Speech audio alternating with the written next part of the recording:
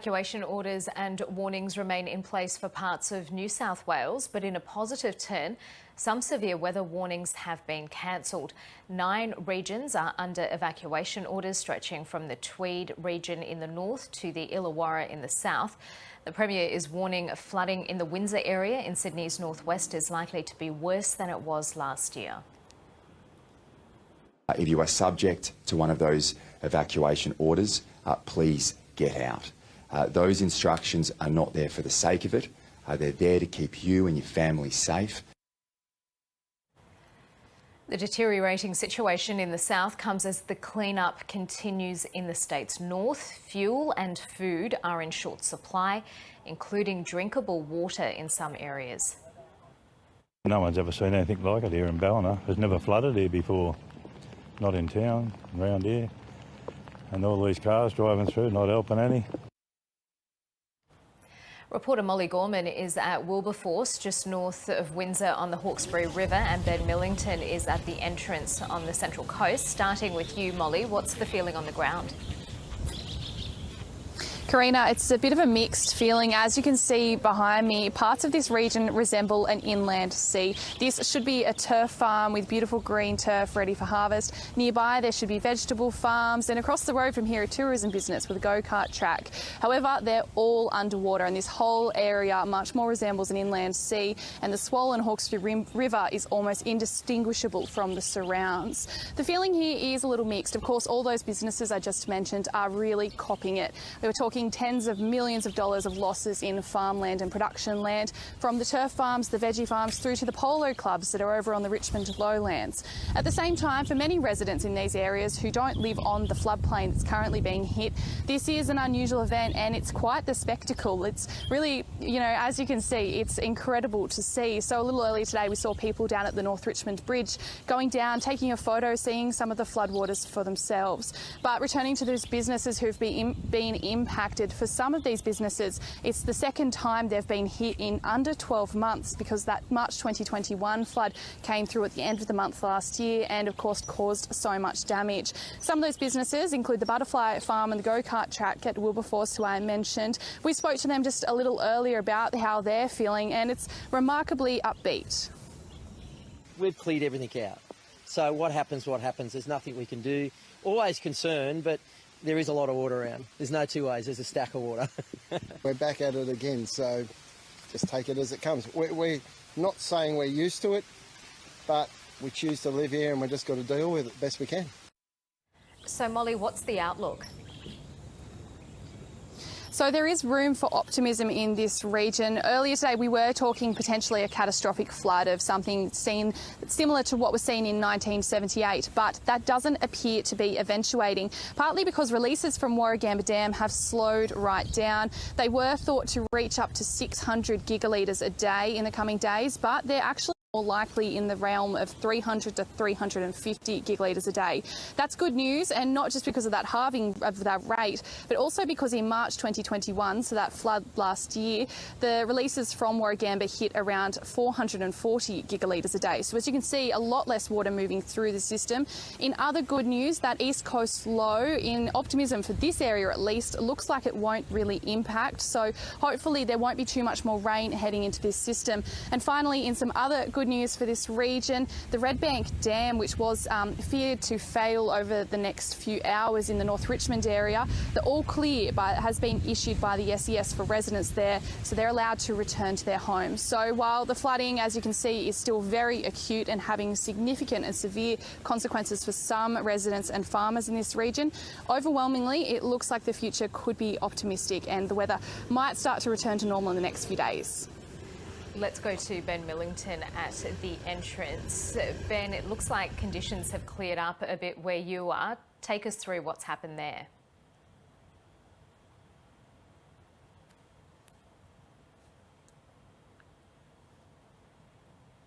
Welcome, son, nonetheless, because what we've had on the Central Coast for the last 4 to 5 days is just wave after wave of lashing rain. These rain bands just constantly hitting the Central Coast here, and that's made everything just so wet.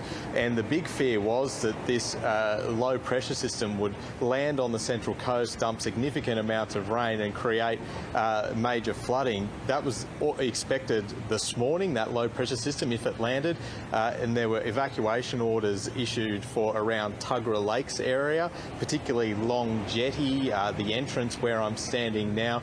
People in low-lying areas on the lake's edge were told to leave their homes and head to the evacuation centre on higher ground. We had the SES door knocking, so there was a lot of anxiety in the community, particularly amongst older residents and people with young families. They made their way up to the evacuation centre very early. They were there by 9:30, 10 o'clock this morning. Many others have seen this many times before and were deciding to stay in their homes and withstand the major flood that was predicted, because there's also a king tide happening here at the moment. So with all the water flowing into the catchment of the Tuggerah Lake and the king tide pushing in from the entrance to the ocean, that was really what was the concern, that this would slowly rise like a bathtub and just inundate all of those low-lying coastal properties.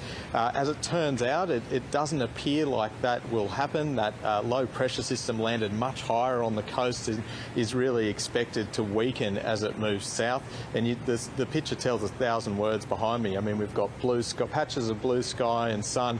The boys are up there fishing. The Central Coast has returned to its normal, relaxed lifestyle, if you will. But there still is a concern for flooding. The evacuation order, I should stress, really is still in place. That's because so much rain fell on that catchment that this Tuggerah Lake really is still rising. It's still meant to hit at around 1.3 metres, which is still a moderate flood, but just under the major flood. And at 1.3 metres, the SES tells me that about half a dozen homes will still have some flood impact, but for the majority of people it'll be flooded roads, flooded backyards. There is a boat shed here at the entrance that is inundated. It's just over there and it's full of water, but they say they can survive a 1.3 metre flood, so that's good news.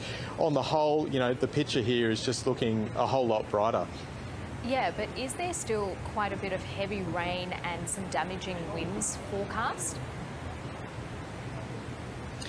What I'm being told is that it should weaken. That pressure system should weaken over the Central Coast. The severe weather warnings have been cancelled for Sydney and for further down. Central Coast is still a little bit unknown, but I was speaking to a meteorologist just a short time ago, and he said that the latest modelling shows that the system should weaken by the Central Coast. So that's what we're all hoping for. Those evacuation orders are still in place because it just takes a bit of heavy rain. Those catchments are so full that the would still rise up a little bit, but yeah, 1.3 metres is the predicted flood level, which is moderate, and that's good news compared to what people here were facing. Yeah, good news indeed. Ben Millington and Molly Gorman reporting there for us. Kirsty Camilleri owns a cafe in Windsor. She joins me now from her farm at East Kurrajong, which has been cut off by flood waters. Kirsty Camilleri, thank you so much for your time. Talk me through your day. Just how difficult has it been? Hi, Karina. Well, thank you for having me again. It's been pretty difficult. I think the flood this time, we had a bit more time to prepare than we did last year, which was good. It's just, the water has just been insane. The river, the water coming up through the stormwater into the back of the cafe, the roads being cut between Nepean and Hawkesbury. It's been pretty crazy. Yeah, and this is your second flood in 12 months. How are you holding up? It's actually our third flood in 3 years. So we're okay. We're okay. I mean, it's not like we'll be living on 2-minute noodles. I don't think this one's going to last probably as long as the last one. It's just that there is nowhere for the water to go. We've had so much rain. It sits on top. It's just got nowhere to go. Your business is 20 kilometres from where you are. That's in Windsor. How How's it going? Because you obviously haven't been able to get there to check on it. No, I got locked out probably mid-afternoon yesterday. I'm very grateful. I have an amazing team of girls, all of which live on the other side, so they can all get to work. But it's tough because we've got suppliers on this side, other small business owners that can't open their business, so they don't come and get their normal coffees. It's really affecting everyone in the Hawkesbury. I mean, this is 3 floods, bushfire, 2 COVID lockdowns. If it wasn't this kind of community, we wouldn't have survived. They are just amazing. Yeah, how is everyone rallying around each other? They're rallying. They are definitely rallying. It's everyone's tired. Let me tell you, everyone's tired, but they're persistent. They are here for each other.